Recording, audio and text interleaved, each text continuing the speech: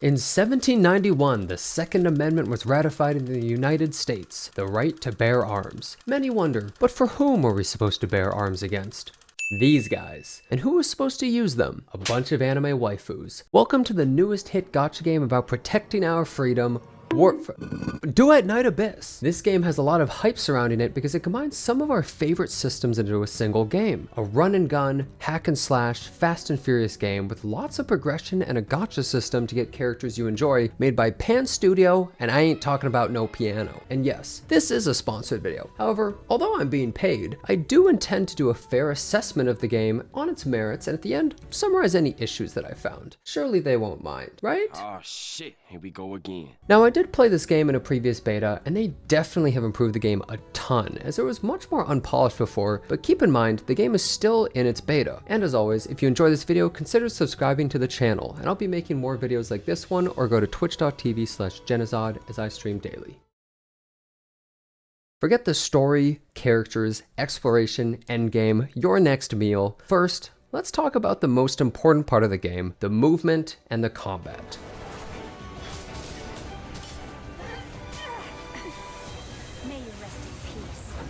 This is by far one of the biggest highlights of the game, and honestly probably why most people want to play the game. The movement is smooth as hell with quick dashing and air movement that lets you maneuver around areas and fights quickly. You can easily go over walls and buildings and around enemies and dash out of incoming attacks. It generally serves as your main source of movement in the open world as well, since it's quick and faster than running. No crummy stamina bar that immediately ticks down after a small burst of speed. Your dad did one bullet jump out to grab some milk, and bro went so far he still isn't back. This game's lifeblood is the parkour and maneuvering around everything. Now the combat is tied in with this because as you speed around, you can easily take out your gun and start blasting in midair, and it even slows your fall speed while aiming. They have rifles, shotguns, grenade launchers, bows, and dual pistols. Shooting feels good and you can freely swap from your ranged weapon to your melee and vice versa at any point. For melee, we currently have weapons like spears, scythes, swords, katanas, and claymores, and more. The melee combat feels very meaty when you attack, and each weapon can be used on any character. That's right, there's no character restrictions at all. Every character can use any melee or ranged weapon at any time, allowing you to play your favorite characters with your favorite weapons. They also have a passive ability, skill, and ultimate ability, and some make the characters feel very distinct, but you can always use your favorite weapon's moveset. Now in this game, you only actually control one character at a time, which is very different than most other contemporary gacha games in the open world genre. You also can match with others in a party of 3 to do dungeons and other content, but since I have no friends and I'm a shut-in NEET, I'm unable to play co-op. However, in Duet Night Abyss, you don't need friends, and I'm not just coping. You can summon 2 other owned characters as helpers to run around with you by using their sigil on your tactical wheel and gearing them. In this way, you don't have to play alone, and even when not playing co-op, you have a squad. Hell, sometimes you can just AFK and have them fight for you. This makes it so you get to enjoy the characters you pull and make the world feel a little less lonely.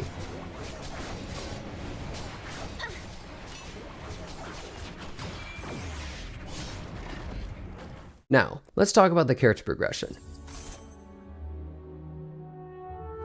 First of all, you have the gacha system, which we all love, right? But guess what? So far, it's actually sounding like it might be very free to play. Now listen up, 90 pulls is the pity, but every new character banner has 100% chance to pull the banner character with no 50-50 nonsense until after your first copy. In the current climate of games, this is incredibly good, and hopefully will stay after the beta. You can pull weapons as well, but you're also able to find recipes to craft some of them at the blacksmith. Obviously, you level characters and weapons like any other game and farm for materials, but what complicates things is the shard system. This right here is the gearing system, what in most games you'll be farming for the rest of your life. However, in this game the affixes are a bit more fixed and give specific effects. Every character can equip shards on themselves and their weapons separately, which can have a ton of different effects such as sanity regeneration for your ultimate, attack speed, or even area effect size. In one of the showcases they even showed a build able to use a character ultimate indefinitely with the right wedges. Also, fortunately, when used, they aren't tied to the character or weapon and can be equipped to others at the same time, making it very free to try things out. Now, let's talk about the story of the game. I mostly read only the beginning as to not spoil myself for the launch, but it essentially revolves around the main character and their sister trying to escape from an empire who's hunting you down. And for some reason, you don't wear shoes, which sounds terribly painful in the snow. At one point, I fought this lady with crazy lightning and a bunch of magic, but she was no match for a little lesson in the Second Amendment, baby. Fortune has finally smiled upon me. Take her back. As for her, And what is that, bro? come back with me, and you'll live.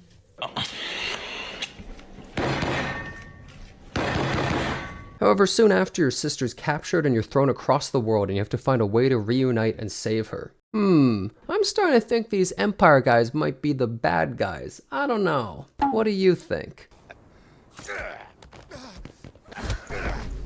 Through this is how we meet most of the characters in the gacha system and also get the progression like the blacksmith. Story is generally not my focus on this type of game, and I would rather read it in the game's release in its finished state. The game itself is an open world with puzzles and things to discover, but also dungeons and instance areas to farm and fight difficult enemies. You can find trials that will teleport you to different minigames with different tasks like puzzles or shooting challenges. They do have boss fights obviously, and they can be refought at higher difficulties for better loot after the main story. However, more importantly is later on you can enter the Maze of Missteps, which is a roguelike dungeon. And here the demon wedges you've collected are unused, and instead as you progress, you get buffs to offset this. A lot of the buffs are unique to this realm, but can scale your character higher than ever. Now let's talk about some of the other cool systems I'd like to highlight that may interest you. First of all, they have a customization system in the game allowing you to add accessories to your characters and even color them in their weapons, letting you make your character look however you want.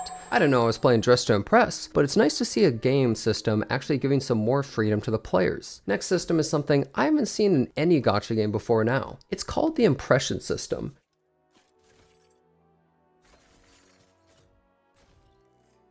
During dialogue in these types of games, you usually have choices, but they don't really matter all that much. However, in Duet Night Abyss, they actually lead to changing characters' impressions of you. Your answer will add stats to your total impressions, such as wisdom, morality, benefit, chaos, and empathy. Based off of this, it can actually potentially change some of the dialogue or outcomes and give points to trade in the Luno Eggy store. There are some topics I was only able to briefly go over in this video, but the game has even more systems such as pets and crafting and more. I hope you've all enjoyed my review so far of the game and are interested in its release. But really quickly, since we've been talking about all the good things about the game, there were a few little things that I want to discuss that could potentially use some small improvements that I wanted to quickly go over just to get... What the...